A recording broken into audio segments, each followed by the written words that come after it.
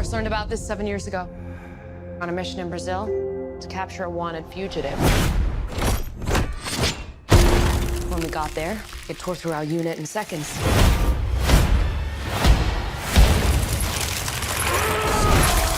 The target had superhuman abilities.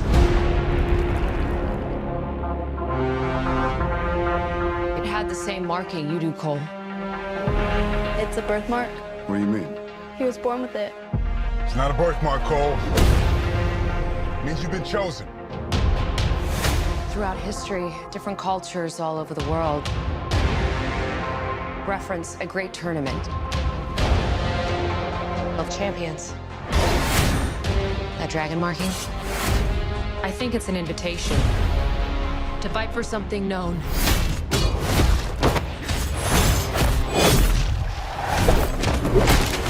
As Mortal Kombat. These are your champions. I'm Sonya. That's Kano. I'm Liu Kang. Name's Jax. Kung Lao. Lord Raiden. The fate of Earth is in our hands. No matter how many of my people you put in the ground, we will not fail. Kill them.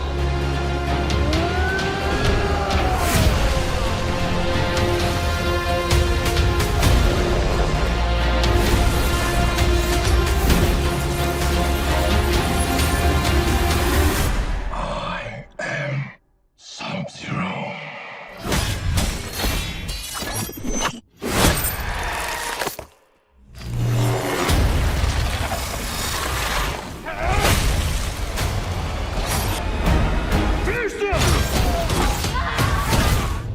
Kano wins. You fucking beauty.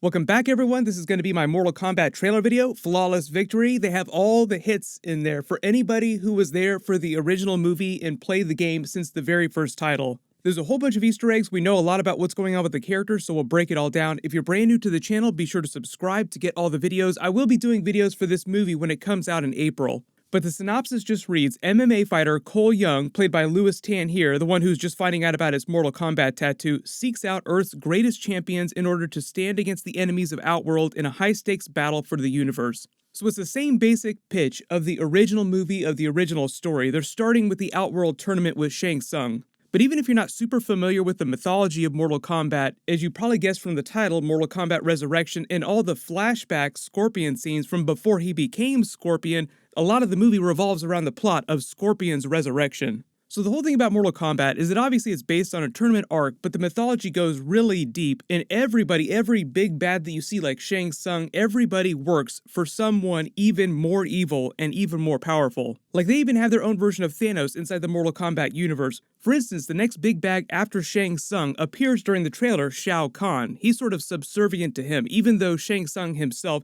is something of a big bad. But even though it's an ensemble cast with a bunch of different characters, everybody has their favorite Mortal Kombat character of all the mains. The POV character is mostly the Cole Young character played by Lewis Tan, who I actually believe, early theory here, is a descendant of Scorpion, because if the plot revolves around Scorpion's resurrection and he has no memory of who he is and where the Mortal Kombat tattoo comes from, it just seems like he's connected to all the Scorpion stuff that's happening in the trailer. Even though they didn't identify all of them on screen, most of you could probably tell who most of these characters are, but I'll just go through shot by shot. We'll talk about Easter eggs. So they start with the voiceover narration of Sonya Blade talking to Cole Young about a mission that she went on, and then they show you the mission in flashbacks with her and Jax before he got his bionic arm going after Sub-Zero without really knowing that they were going after Sub-Zero. He freezes his arm and breaks it off like it's a piece of tissue paper, like it's no big deal. So you have to remember this movie is kind of a soft reboot of the movie franchise. There have been a couple Mortal Kombat movies, although I would recommend that you just stop with the first one. They made sequels, but unless you are a Mortal Kombat stan or you just really, really want to, I would not recommend watching them. This version of Sub-Zero is supposed to be the original Sub-Zero, Bi-Han, who actually winds up becoming Noob Saibot in the mythology of Mortal Kombat. That doesn't wind up happening till much later. The whole thing with Scorpion and Sub-Zero and their rivalry is that Scorpion believes that Sub-Zero, the Bi-Han character here, is responsible for killing him and his entire clan. Like you see the flashbacks here with this character, Hiroki Sanada. This is Scorpion before he became Scorpion, was killed and then resurrected. His name while he was still alive was Hanzo Hasashi. So he's the member of the Scorpion clan. That's just one of their weapons that they use for fighting. Obviously, we all remember it from all the games. One of my favorite characters to play with because of his special attack. He winds up killing Bi-Han, the Sub-Zero character, but then later finds out that he was actually deceived by this other elder god of the Mortal Kombat universe who's actually responsible for killing his clan and his family. But I don't know how crazy they're going to get with the mythology because there are elder gods, there are titans, and then there's like this giant Thanos-level over god that's trying to reassemble a bunch of gemstones and pieces of his soul together. Doesn't that sound a little bit familiar? Didn't we have a super big bad trying to change the universe? There's a sort of multiverse aspect to the Mortal Kombat story, so imagine Avengers Infinity War with Thanos trying to assemble the Infinity Gauntlet, but imagine it's across the multiverse.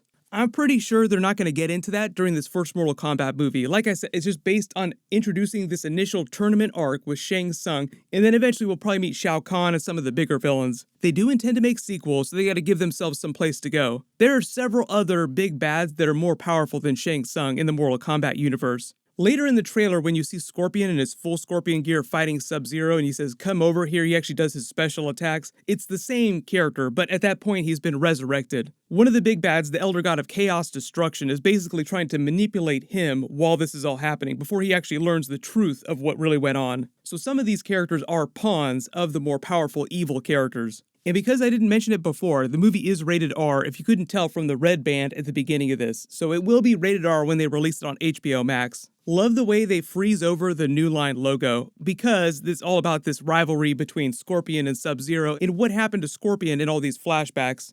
They explain the Mortal Kombat tattoos. Part of the mythology explains why certain people are quote-unquote special in the Mortal Kombat universe. So a long time ago, basically the Elder Gods wound up killing this one over-god figure, like the one true god of the Mortal Kombat universe, and split his body into a bunch of different pieces. Those different pieces became the different universes. Like the universe of Earth where we are right now, that's called Earthrealm. But because that one god was so powerful, his essence sort of imbued different people in each of these different realms. Those people became the ones that were chosen for the Mortal Kombat tournament. So that kind of explains where these special abilities come from. Like some of them look like they have legit special powers. This person that you see walking here is Mileena, clearly from the Twin Size. She's probably walking across Outland. You don't see her face till later in the trailer, but you do get that full-on game animation style shot. Like that's literally taken from a shot that you see in one of the games. When Sonya Blade is talking about the tournament itself and they show you that picture that looks ancient of the figure standing over a defeated foe, that's actually the great Kung Lao. He's one of the former greatest members of the tournament, but he's basically the great-great-great-grandfather many times removed of Liu Kang and both Kung Lao. So Kung Lao and Liu Kang are somewhat related, but very distantly. This is Raiden meeting Shang Tsung. This is a flashback of Scorpion as he's slowly getting resurrected, like you see the fire all around him, his face is all messed up. That's kind of what he looks like without his mask on. These are obviously all the flashback scenes that explain how he was betrayed and then killed. These are the mains walking through Outland for what looks like the first time, like you see him walking around in jeans and a t-shirt. But it's not all the mains, but from left to right you have Kano, Liu Kang, Sonya Blade, and then Cole Young. Remember, Cole Young is an original name for the movie. Like I said, I believe he's secretly somebody else. He's secretly the descendant of the real Scorpion. They give you a once-over with the characters. You see Jax once he's got his metal arms. Then Raiden shows up and sort of explains what the stakes are, explains how they're basically battling for the fate of Earthrealm. The whole reason for the tournament is that originally these overgods of the Mortal Kombat universe envisioned that what would happen is they were slowly trying to reassemble all the pieces of the multiverse into one realm. And if you wind up beating another realm in the tournament, like if Goro winds up winning the tournament for Shang Tsung, Outland wins the tournament over Earthrealm, then they gain the right to basically merge Earthrealm with Outland.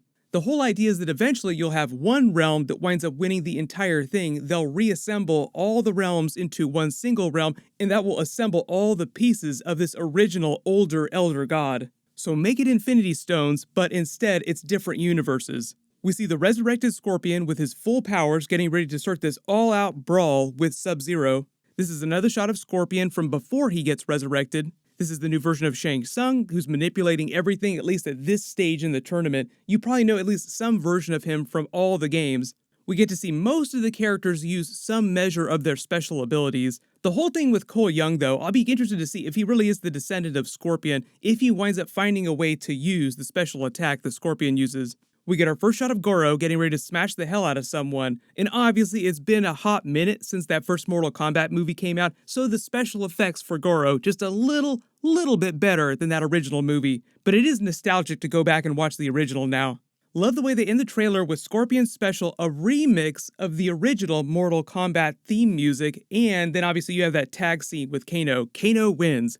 We also got to finish him from Shang Tsung during the trailer too, so pretty much all the iconic lines and dialogue and characters from the original game, the original story are in here. But like I said, they went really crazy with the mythology in the last 10 to 15 years, so if you haven't played the Mortal Kombat games since the original, don't worry. If they wind up getting sequels, which I believe they're hoping to, they'll probably progress through the mythology at a pretty decent pace. But everybody post all your reactions in the comments below if you spotted any really big Easter eggs that I didn't mention in the video. My full WandaVision Episode 7 video is going to post Friday, so make sure you have alerts enabled so you don't miss any of those. Everyone click here for my WandaVision Episode 7 trailer video, and click here for that brand new Justice League Snyder Cut trailer video. So many big trailers dropping now. Thank you so much for watching. Everyone stay safe and flawless victory.